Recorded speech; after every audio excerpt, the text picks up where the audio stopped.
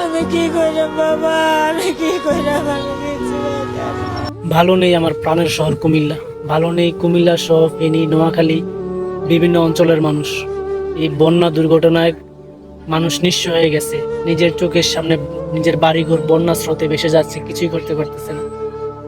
নিজের সন্তানকে বাঁচাতে পারতেছে না। ছোট ছোট বাচ্চারা বন্যার স্রোতে ভেসে যাচ্ছে, এদেরকে বাঁচানো যাচ্ছে না। নিজের জীবন বাঁচাতে যেখানে হিমশিম খাচ্ছে, সেখানে অন্য মানুষকে কিভাবে আরেকটা মানুষ বাঁচাবে? আল্লাহ এই বন্যা কবলিত সকল মানুষদেরকে হেফাজত করুক। আল্লাহ এদের সহায় হন, এদেরকে আপনি রক্ষা করেন। এই দুঃসময়ে, বন্যা কবলিত মানুষের দুঃসময়ে আপনারা সবাই পাশে এসে দাঁড়ান, যে যেভাবে পারেন সহযোগিতা করেন। এদের মুখে একটু খাবার তুলে দেওয়ার চেষ্টা করেন, আর্থিকভাবে পারেন আর শুকনো খাবার দিয়ে পারেন, যে যেভাবে পারেন এদেরকে সহযোগিতা করেন। বন্যার স্রোতে মানুষ আজকে নিঃস্ব, বাড়ি ঘর ছেড়ে সন্তান সবকিছু হারিয়ে আজকে তারা নিঃস্ব। এমন কোনো জায়গা নাই যে যেখানে গিয়ে একটু নিজের মাথার ঠাই গুজাবে, সেই জায়গাটা নাই। এভাবে কত মায়ের চিৎকার, এভাবে কত মায়ের চিৎকার কানের আওয়াজ আসতেছে, বাতাসের সাথে ভাসতেছে মায়ের চিৎকার। আমি কি করব, আমি কিভাবে বাঁচবো, আমি কি নিয়ে বাঁচবো? আমার তো বাবা কিচ্ছু নাই, আমি শেষ হয়ে গেছি, আমি নিঃস্ব হয়ে গেছি। এটা যে কতটা কষ্টের, এটা একমাত্র তারাই বোঝে যারা এই বন্যা সিচুয়েশনে আছে। আল্লাহ এদেরকে হেফাজত করুক, এদেরকে রক্ষা করেন। আল্লাহ, আপনি আপনার হাতে সুপর্দ করে দিলাম, এদেরকে আপনি রক্ষা করেন। আপনি আপনার রহমতের চাদর দিয়ে এদেরকে ডেকে রাখেন, আগলে রাখেন। ফেনীতে গতকালকে মসজিদের মাইক দিয়ে সবাইকে ডাক দিয়ে বলতেছে, আপনারা আমাদেরকে মাফ করে দিয়েন, সবাই সবাইকে মাফ করে দেন।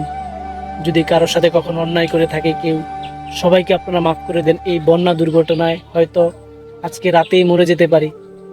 এটা যে কতটা কষ্ট বুকে নিয়ে বলে, কতটা অসহায় হলে মানুষ মসজিদের মাইক দিয়ে সেই কথাটা বলে, এটা আসলে ভাষায় প্রকাশ করার মতো না। আল্লাহ এদেরকে হেফাজত করুন, এদেরকে সহযোগিতা করেন আপনারা সবাই এসে।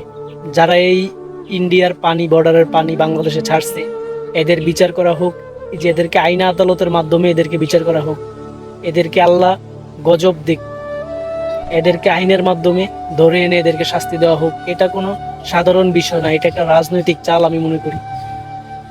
শেখ হাসিনা সরকার, তার উদ্দেশ্য হইলো আমি তো বাংলাদেশে থাকতেই পারছি না, গোটা বাংলাদেশের মানুষকে নিঃস্ব করে দিই, শেষ করে দিই গোটা বাংলাদেশ। মোদি সরকারের ধইরা, মুদির হাত ধইরা আজকে গোটা বাংলাদেশের মানুষকে নিঃস্ব করে দিছে এই ফেসিবাদ সরকার হাসিনা। এটা একটা রাজনৈতিক চাল, এটা আপনারা কেউ সাধারণভাবে নেবেন না। এটা হচ্ছে রাজনৈতিক চাল, এটা একদম পরিকল্পিতভাবে এই ঘটনাটা ঘটাইছে। এই শেখ হাসিনাকে দেশের বাইরে থেকে যেইভাবে হোক আইনের মাধ্যমে এদেরকে ধরে এনে বাংলাদেশে শাস্তি দেওয়া হোক, বাংলাদেশের কঠিন থেকে কঠিনতম শাস্তি এদেরকে দেওয়া হোক। নিজের দেশ ছাইরা জামাইয়ের দেশে গিয়ে আশ্রয় নিয়ে আজকে গোটা বাংলাদেশের উপর অত্যাচার করা হচ্ছে, গোটা বাংলাদেশের মানুষের উপর অত্যাচার করা হচ্ছে। এটা সুষ্ঠু তদন্ত হওয়া উচিত।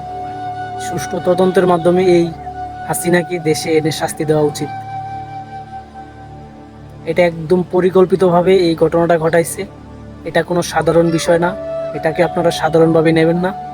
আজকে এই কত মায়ের বুক খালি হয়ে গেছে, কত মা তার সন্তানকে হারাইছে, কত বাবা তার মেয়েকে হারাইছে, ছেলেকে হারাইয়া আজকে তারা নিঃস্ব। নিজের বাড়ি ঘর সব বন্যার স্রোতে ভেসে যাচ্ছে, নিজের চোখের সামনে নিজের ঘর বাড়ি বন্যায় তলিয়ে যাচ্ছে, কিছুই করতে পারতেছে না।